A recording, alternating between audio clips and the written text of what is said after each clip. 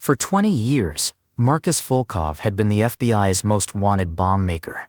His devices had killed hundreds of people across 3 continents, and his psychological games had driven multiple bomb disposal experts to nervous breakdowns. When he was finally captured in Chicago, authorities thought their nightmare was over. They were wrong. The ransom note was simple. I have placed 50 gifts throughout your beautiful city. Each one will bloom at sunset tomorrow, unless you meet my demands. But don't bother sending your best bomb experts. My children can only be put to sleep by their father, the architect. Jennifer Hayes had spent 15 years defusing bombs, but she'd never encountered anything like Markus Volkov's work. His devices were psychological puzzles as much as mechanical ones, designed to exploit the fears and weaknesses of whoever tried to disarm them. Now, with 50 of his bombs hidden throughout Chicago and a 72-hour deadline, she had no choice but to work with the man who had been terrorizing the world for 2 decades. Markus Volkov smiled as he sat in the interrogation room, his hands cuffed to the table. "Specialist Hayes," he said in his cultured accent, "I've been following your career for years. You're quite good at destroying my work. But now, I'm offering you the chance to learn from the master himself. 50 bombs, 72 hours, and only I know their secrets.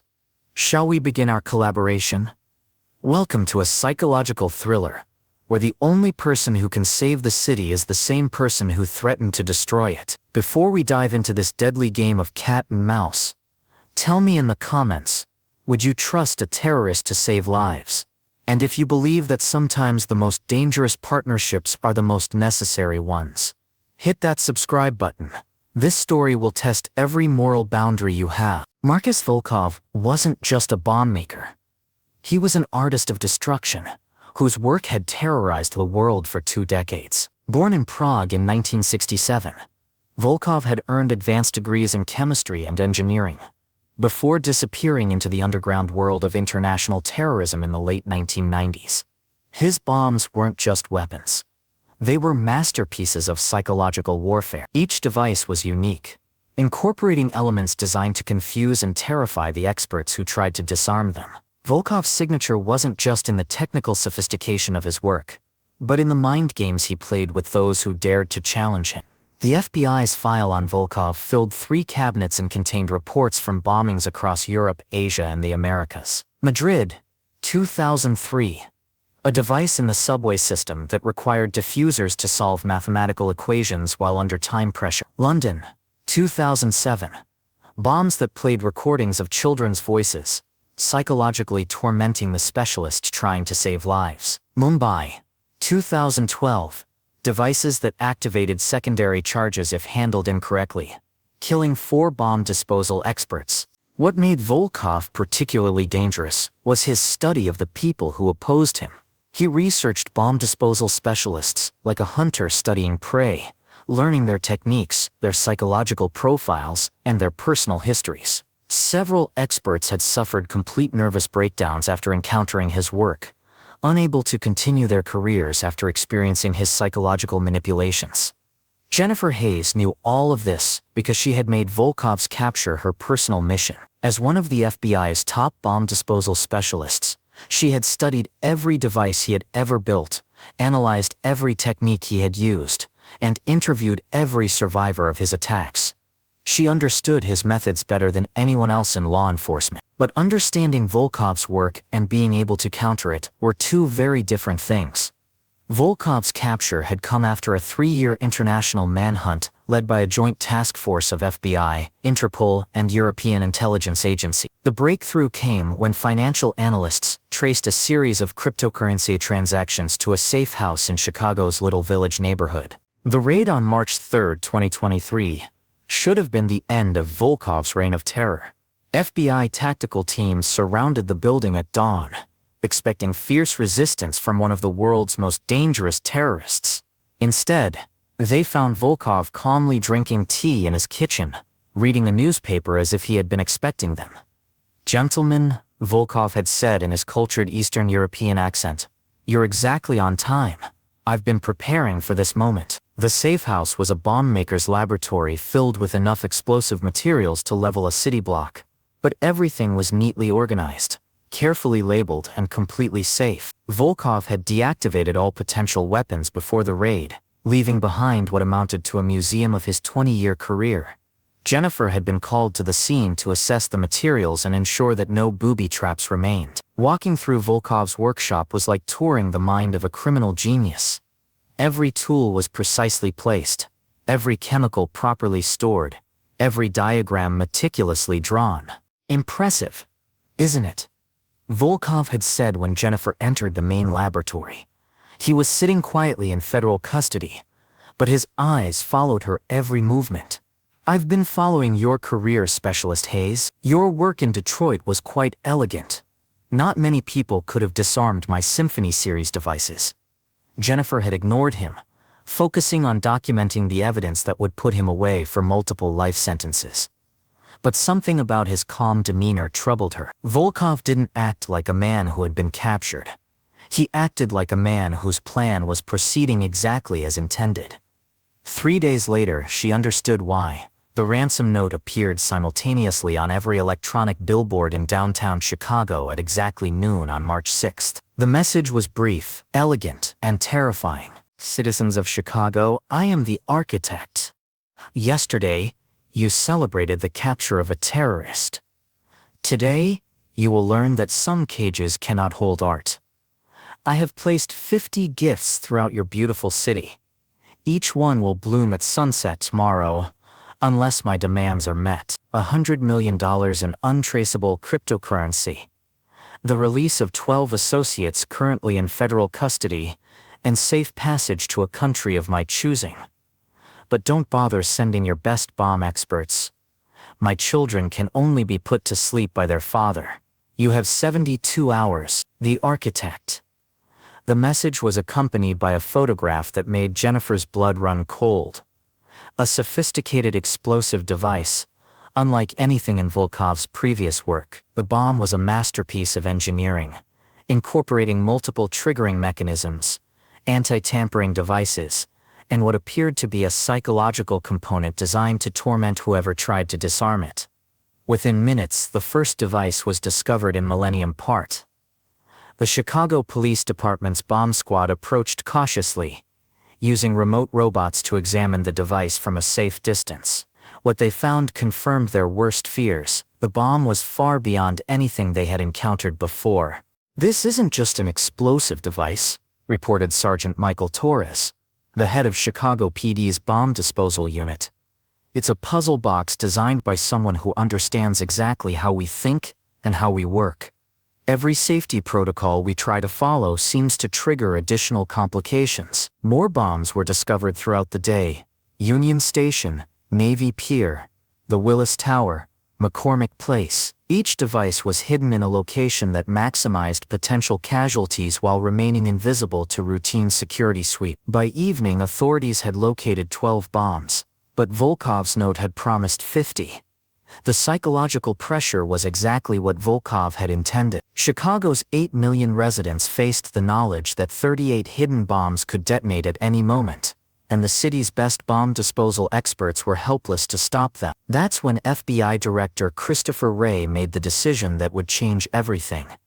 Jennifer Hayes would have to work directly with Marcus Volkov. The secure interrogation room at the federal building had been modified specifically for Jennifer's meetings with Volkov. Cameras recorded every moment, while armed guards remained positioned outside the reinforced door. Volkov sat calmly at a metal table, his hands cuffed but his demeanor relaxed, almost jovial. Specialist Hayes, Volkov said as Jennifer entered the room, I've been looking forward to this conversation for years. Please, sit. We have much to discuss. Jennifer remained standing, her notebook and recorder positioned on the table, but her attention focused entirely on the man who held Chicago hostage. Where are the bombs, Volkov? Volkov smiled, expression that somehow managed to be both charming and menacing. Straight to business. I admire that, but you're approaching this incorrectly. The question isn't where my children are hidden, it's whether you're prepared to learn what I can teach you. I'm not here to learn from you. I'm here to stop you. But that's where you're wrong, Volkov replied, leaning forward slightly.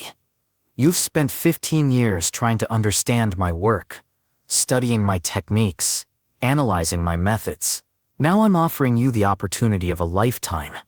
Direct instruction from the master himself. Jennifer fought to maintain her composure.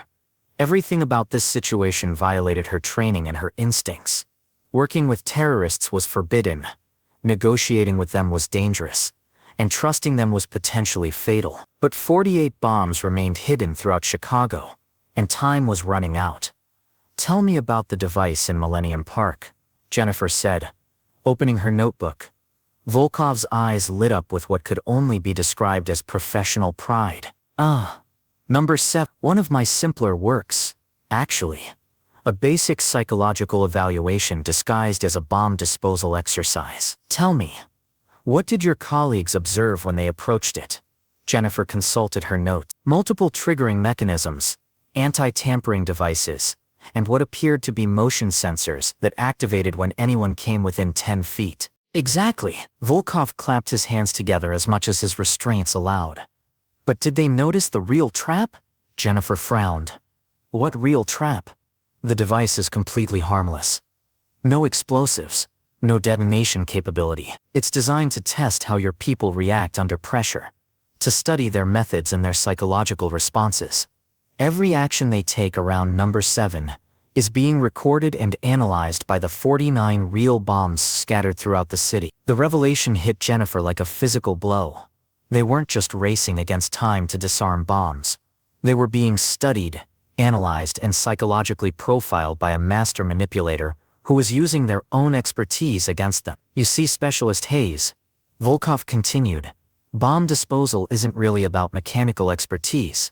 Any competent engineer can learn to cut wires and identify explosives.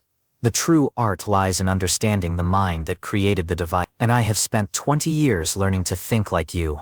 Jennifer realized that every bomb disposal expert who had ever encountered Volkov's work had unknowingly provided him with data about their methods, their psychology, and their vulnerabilities. He had been building a database of how experts thought under pressure, and now he was using that knowledge to create unbeatable devices. The bombs currently hidden in your city aren't just explosive devices, Volkov explained. They're psychological weapons designed specifically to exploit the weaknesses I've observed in bomb disposal specialists. Each one is customized to defeat the exact techniques that experts typically use. Then why are you offering to help us? Jennifer asked. Volkov's smile became almost paternal.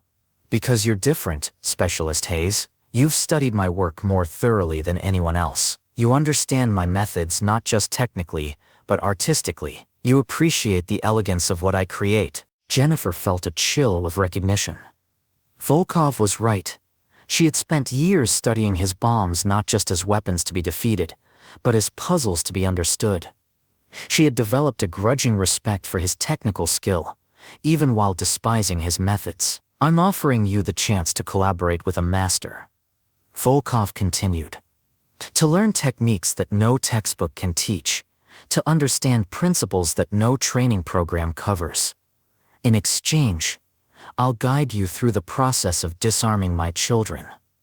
And if I refuse, then 49 bombs detonate at sunset tomorrow, killing thousands of innocent people. The choice, as always, is yours. Jennifer understood the trap she was walking into. Volkov wasn't just threatening the city. He was offering her knowledge that no bomb disposal expert had ever possessed. The temptation to learn from a master was almost as powerful as the pressure to save lives. What's the first lesson? She asked quietly. Lesson 1, Volkov said, settling back in his chair like a professor beginning a lecture, is understanding that every bomb tells a story. Not just about how it was built, but about why it was built, who it was built for, and what the builder hopes to achieve. Volkov directed Jennifer to the device that had been discovered at Navy Pier. Through secure video feed, she could observe Chicago PD's bomb disposal team as they approached the device with their standard protocols. Watch their body language, Volkov instructed. See how they're moving cautiously, systematically, following their training manual step by step. Now observe the device itself. What story is it telling you? Jennifer studied the video feed. The bomb was positioned near a children's playground, hidden inside what appeared to be a maintenance box. The location was designed to maximize psychological pressure on anyone trying to disarm it. You placed it near children to make the diffuser nervous, Jennifer observed. Partially correct, but incomplete, Volkov replied. Yes, the location creates psychological pressure. But look deeper. What else do you notice about the setting? Jennifer studied the feed more carefully. The playground was currently empty, but she could see families gathered at a safe distance, watching the bomb disposal operation with obvious terror. The families, she said slowly. You positioned the device so that parents would have to watch experts work to save their children's playground. Excellent. Now you're beginning to understand. This isn't just about the bomb disposal expert. It's about creating a psychological environment where failure has an audience. The diffuser isn't just working under time pressure. They're performing for an audience of terrified parents. Volkov guided Jennifer through the psychological landscape he had created around each device. Bombs placed in hospitals forced experts to work while patients were being evacuated around them. Devices hidden in schools activated during arrival times when children could see the emergency response. Each location was chosen not just for maximum casualties, but for maximum psychological impact on the people trying to save lives. Your colleagues are technically competent, Volkov continued, but they've never learned to manage the psychological battlefield that surrounds each device. They're fighting two wars simultaneously, one against the bomb, and one against their own fear, guilt, and pressure. Jennifer realized she was receiving a masterclass in psychological warfare disguised as bomb disposal instruction. Volkov's second lesson involved the device discovered at Union Station. This bomb was different from the others, more complex mechanically, but with an obvious vulnerability that seemed almost too easy to exploit. What do you observe about this device, Specialist Hayes? Volkov asked as they reviewed the technical analysis. Jennifer studied the reports. It has multiple redundant triggering systems, but there's an exposed wire bundle that could be used to disable the primary detonation sequence. And what does that suggest to you? That it's a trap. The obvious solution is too obvious. Volkov nodded approvingly. Very good. Now here's your second lesson. Sometimes the most dangerous trap is the one that looks like salvation. Your colleagues will see that wire bundle and believe they've found the solution. But cutting those wires will actually arm a secondary device, hidden beneath the primary bomb. Jennifer felt sick as she realized the implications. You're not just trying to kill people. You're trying to kill the experts who are trying to save people. I'm teaching evolutionary pressure, Volkov replied matter-of-factly. Bomb disposal techniques improve only when experts encounter challenges that exceed their current capabilities. My work pushes the entire field forward by eliminating those who cannot adapt. The callousness of his statement was breathtaking, but Jennifer forced herself to focus on the technical knowledge he was providing. Every detail he shared could potentially save lives, even if his motivations were monstrous. The Union Station device requires a 3-stage disarmament process, Volkov continued. First, the psychological component must be neutralized by understanding that the device is designed to exploit rescue instincts. Second, the mechanical components must be approached in reverse order from standard protocols. Third, the expert must be willing to accept that some risks cannot be eliminated entirely. Jennifer understood that she was learning techniques that no bomb disposal manual contained. Volkov's methods required not just technical knowledge, but psychological insight and moral flexibility that traditional training never addressed.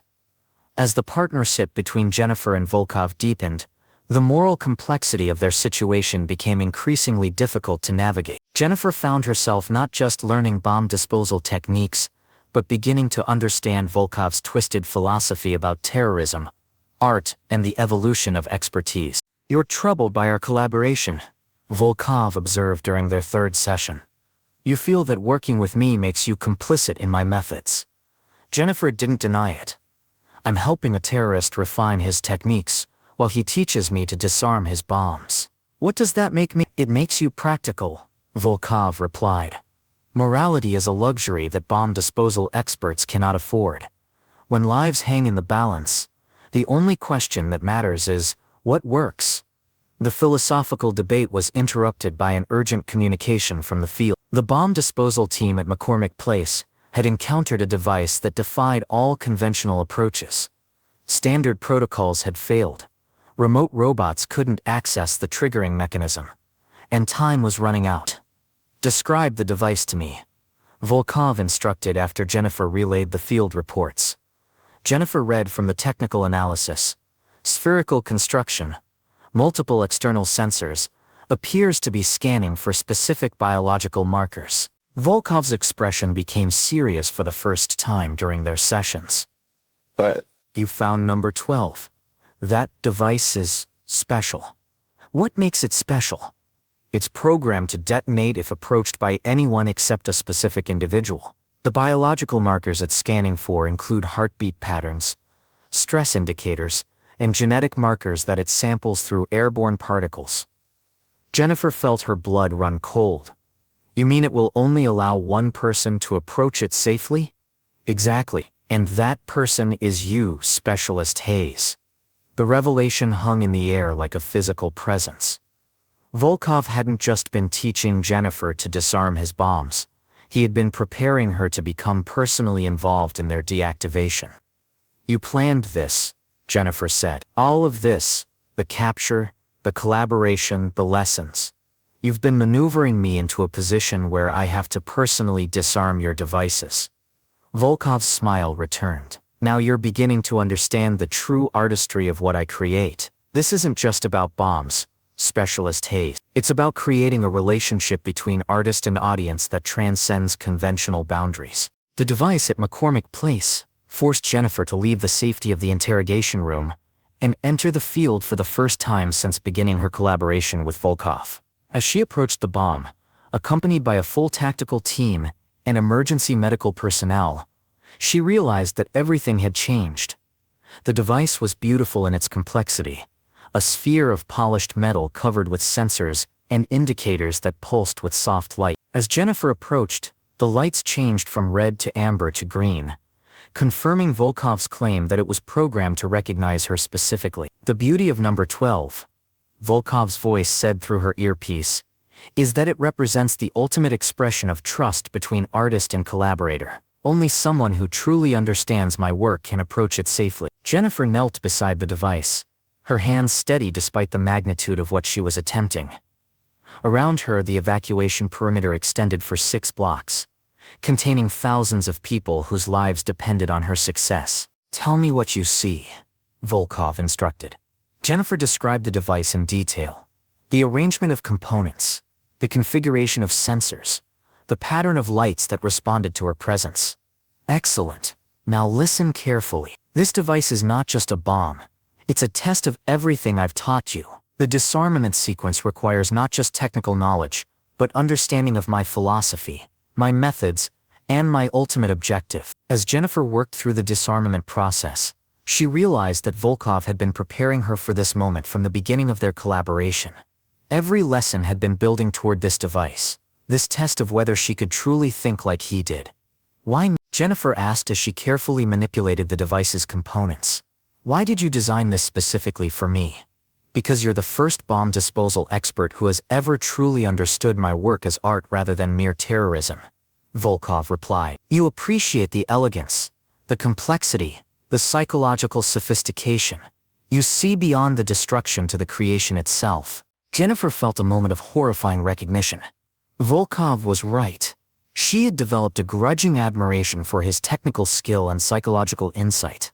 Working with him had taught her things about bomb disposal that she never could have learned any other way. But that admiration made her feel complicit in his crimes.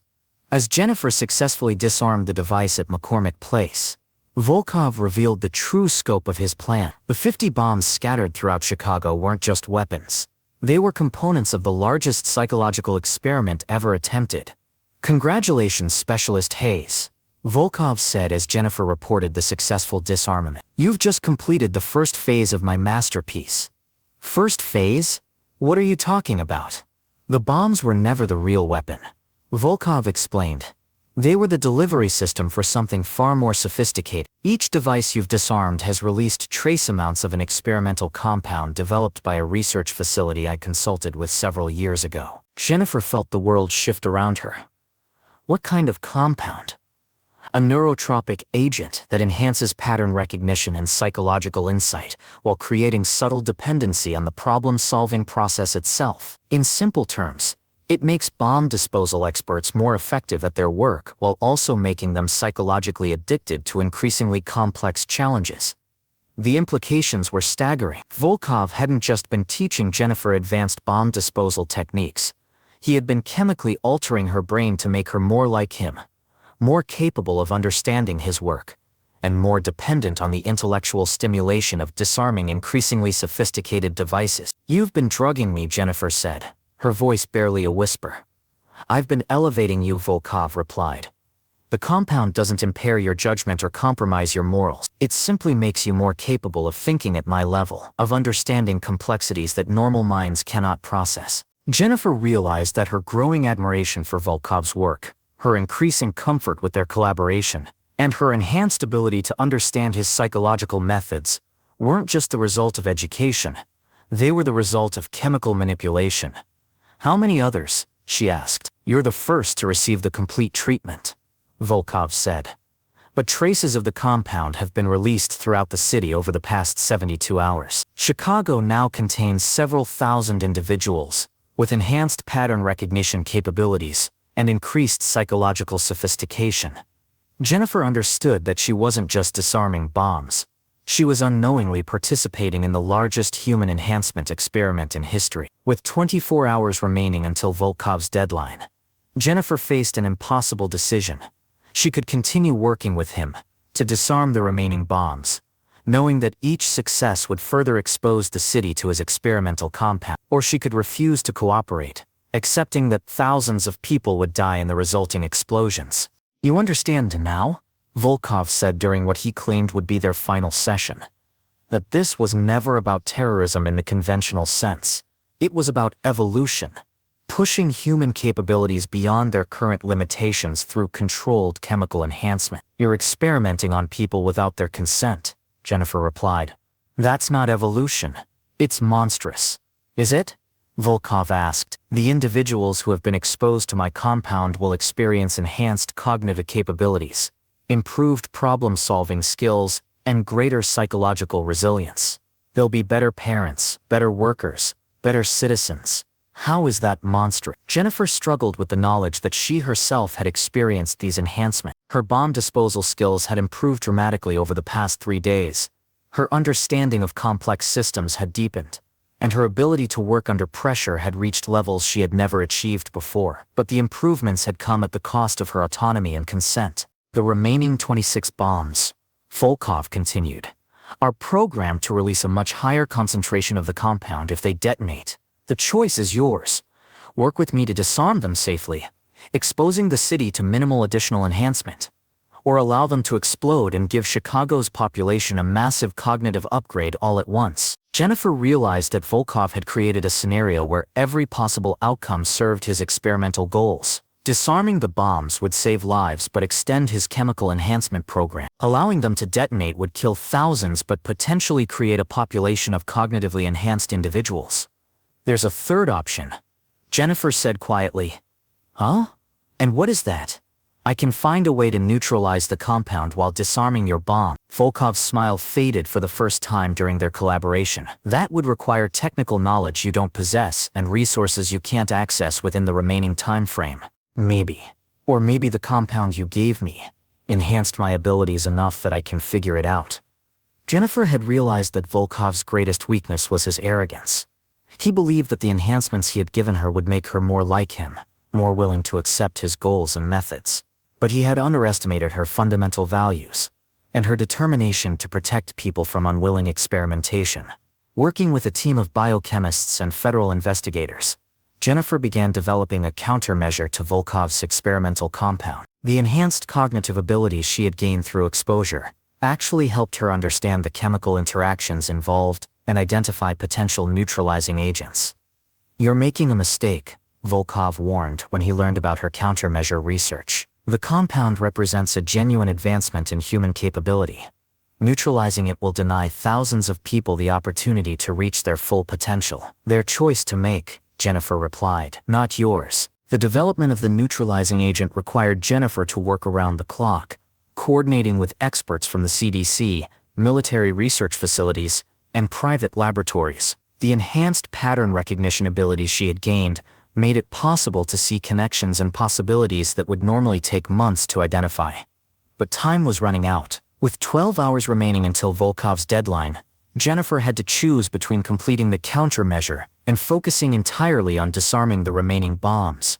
The solution came from an unexpected source: the bombs themselves. Jennifer realized that Volkov's devices could be reprogrammed to release the neutralizing agent instead of his experimental compound. The man's own weapons could be turned against his enhancement program.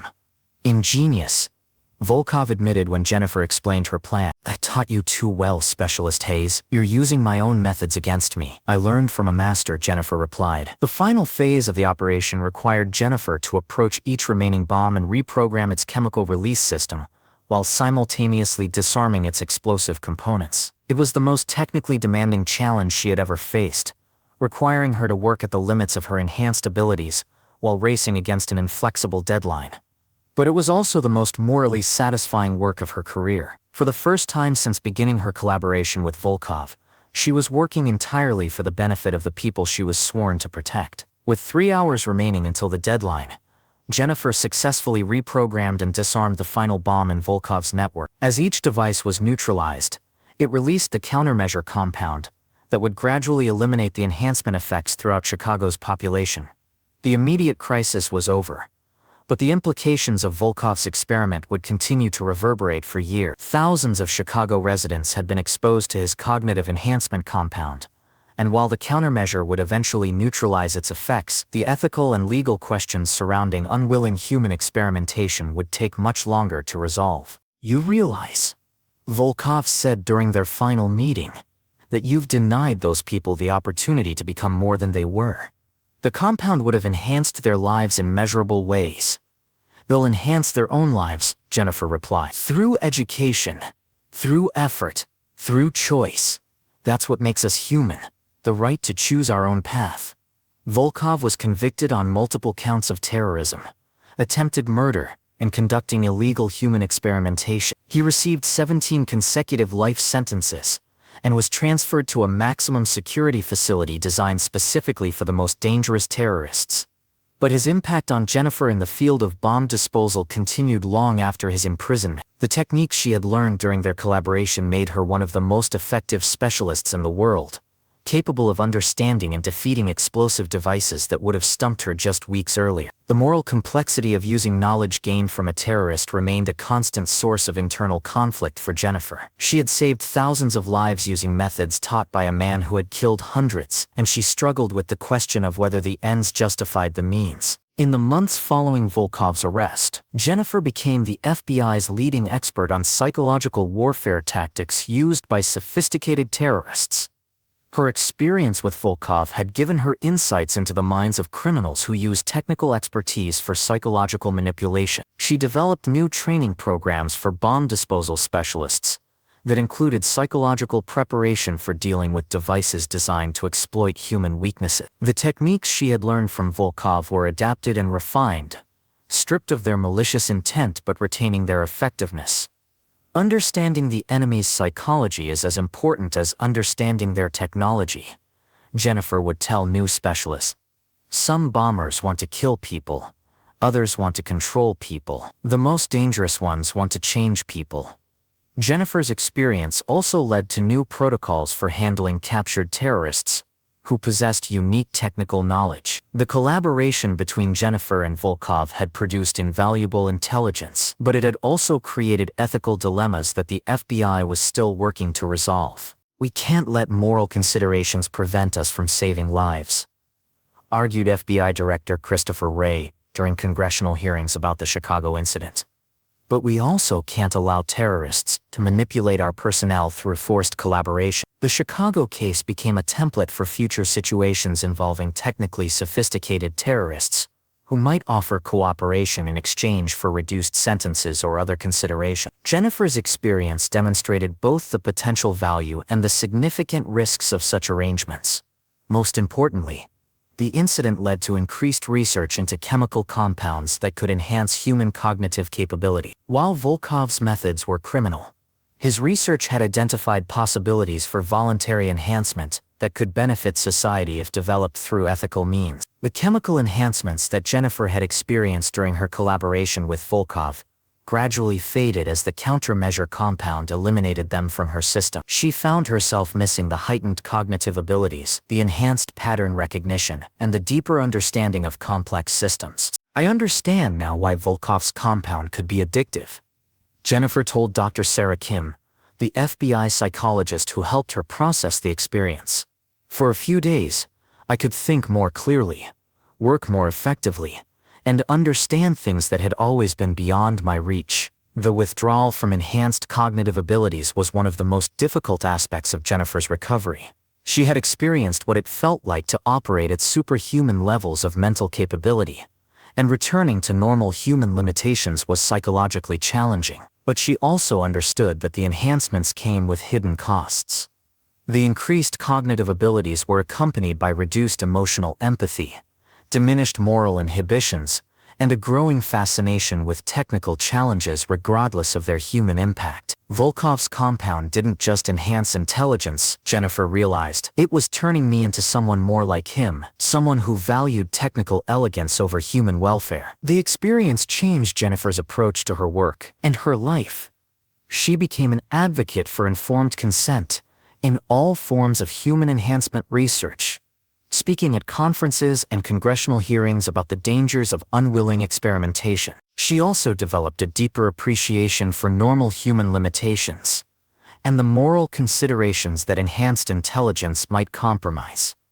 The experience had taught her that being more capable didn't necessarily mean being more ethical. Today, Markus Volkov remains in federal prison, where he continues to write detailed technical papers about explosive devices and psychological manipulation. His requests for collaboration on academic research are consistently denied, but his theoretical work continues to influence counterterrorism efforts around the world. Jennifer Hayes leads the FBI's Cognitive Terrorism Unit, which specializes in threats involving psychological manipulation and human enhancement technologies. Her experience with Volkov made her uniquely qualified to understand and counter threats that combine technical sophistication with psychological warfare. The Chicago incident remains classified at the highest levels, but its impact continues to shape policy discussions about terrorism, human enhancement, and the ethics of extracting information from captured criminals. Jennifer's collaboration with Volkov demonstrated both the potential benefits and the significant risks of working with the enemy. The most dangerous terrorists aren't the ones who want to destroy civilization, Jennifer reflected during a recent interview. They're the ones who want to improve it according to their own twisted vision. Volkov genuinely believed he was making people better, and that made him far more dangerous than someone who simply wanted to cause destruction. The story of Jennifer Hayes and Markus Volkov challenges us to consider the complex moral questions surrounding human enhancement, informed consent, and the lengths we're willing to go to save lives. Jennifer's experience proved that sometimes the most valuable knowledge comes from the most dangerous sources. But it also proved that moral considerations must guide technical capabilities, not the other way around. The power to enhance human intelligence carries the responsibility to respect human autonomy and the right to choose one's own path of development. So I ask you, would you accept cognitive enhancement if it came without your consent? How much would you trust someone who claimed to be improving you against your will? Because Markus Volkov's story teaches us that the most seductive evil often comes disguised as improvement. If this story of moral complexity, technical expertise, and the price of collaboration with evil moved you, share it with someone who needs to understand that progress without consent isn't progress at all. Subscribe to make sure you never miss stories that explore the ethical boundaries of human capability. Remember, in a world where technology makes human enhancement increasingly possible, the most important question isn't what we can do to improve ourselves. It's whether we have the right to make that choice for others. Jennifer Hayes learned that lesson from a master of manipulation, and the knowledge nearly cost her everything that made her human.